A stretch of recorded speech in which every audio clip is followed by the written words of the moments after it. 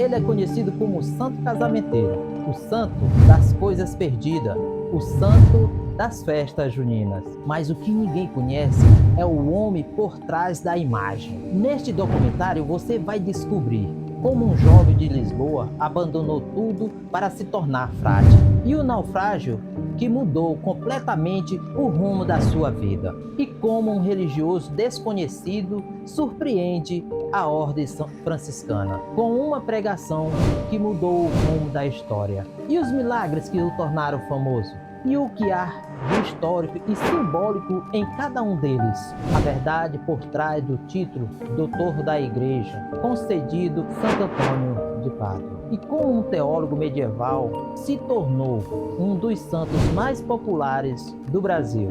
Aqui você não vai ver apenas devoção, você vai ver história, conflitos e reviravoltas, e o homem real por trás da fé. Mas por que entender Santo Antônio? É entender como a fé atravessa séculos e cultura. O jovem que nasceu, Fernando, sinos ecoou pelas ruas estreitas de Lisboa. Final do século XII, um reino ainda jovem, forjado em guerras e fé.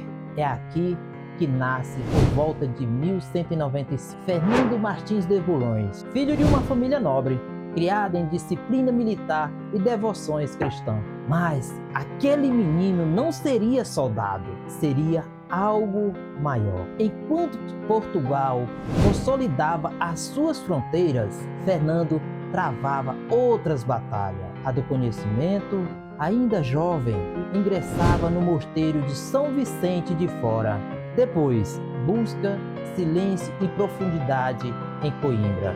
E no mosteiro de Santa Cruz, ali ele estuda teologia, as escrituras retóricas, horas e horas diante de manuscrito. Ele não se forma apenas como religioso, mas como intelectual brilhante. E o mundo ainda não sabia, mas estava nascendo um dos maiores pregadores da Idade Média. Em 1220, corpos mutilados chegam a Coimbra. São frades franciscanos martirizados em Marrocos, martirizados por anunciarem Cristo. Fernando fica só observando em silêncio, mas por dentro de si o incêndio começa. Mas ele vai deixar o conforto do mosteiro, abandona toda a segurança, troca de nome.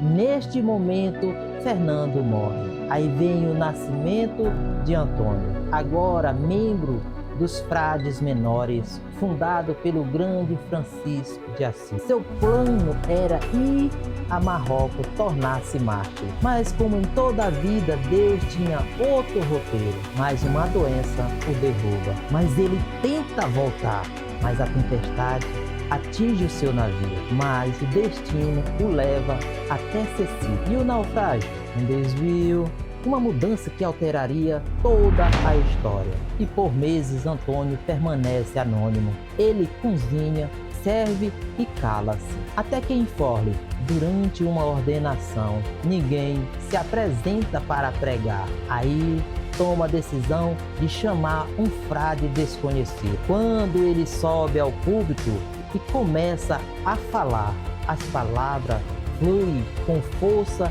e profundidade e autoridade. É uma teologia refinada, é uma escritura viva. Tem o fogo no olhar. E os frades se entreolham.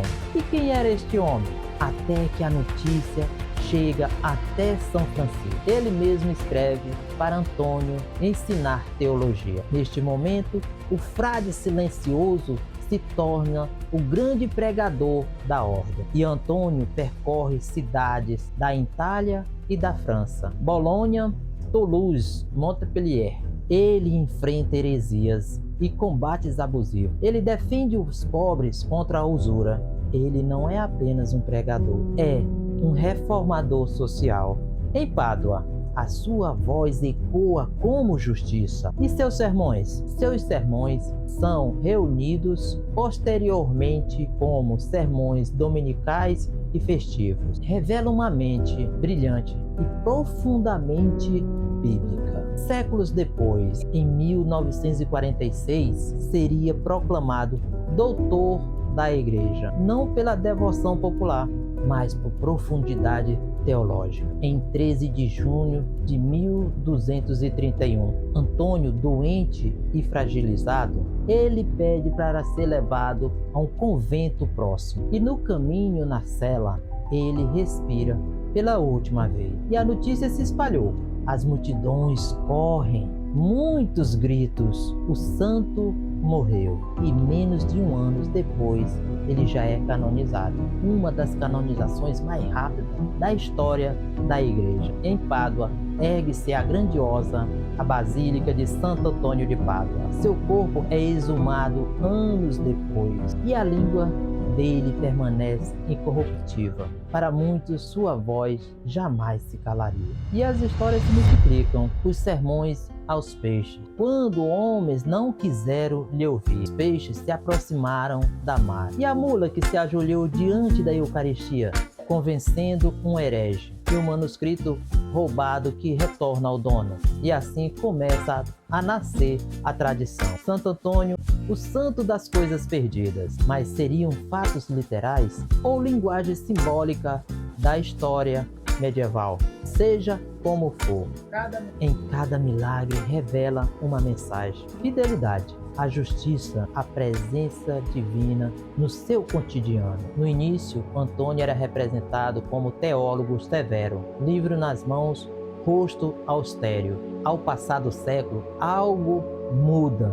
Ele já passa a segurar o menino Jesus. Surge-se o lírio, o símbolo da pureza. E o pão, o símbolo da caridade. O santo doutor torna-se o santo próximo. Austero torna-se afetuoso. E a arte molda a devoção, e a devoção molda a arte. E no Brasil ele atravessa o oceano com os colonizadores. Ele já ganha um novo título. É o santo casamenteiro.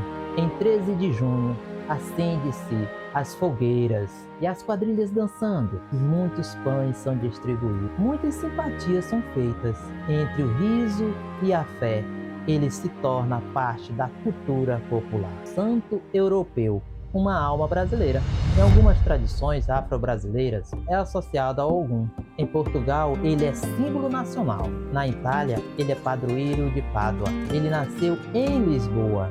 Ele pregou na França, morreu na Itália e virou tradição no Brasil. Poucos santos atravessaram tantas culturas. Quem foi Santo Antônio? Um intelectual brilhante, o frade misterioso frustrado, o reformador social, o milagreiro popular. Talvez todos. Talvez ele não seja o santo das coisas perdidas. Talvez ele não seja apenas o santo das coisas perdidas, mas o santo das buscas humanas. Porque no fundo, todos nós estamos procurando algo. E talvez seja por isso que seu nome nunca foi esquecido. Se você quer mais conteúdo sobre a história da fé dos nossos santos, só curte, comenta, compartilhe e se inscreva no nosso canal para mais conteúdos sobre a história dos santos. Eu sou o Franciban e você está num Minuto de Fé.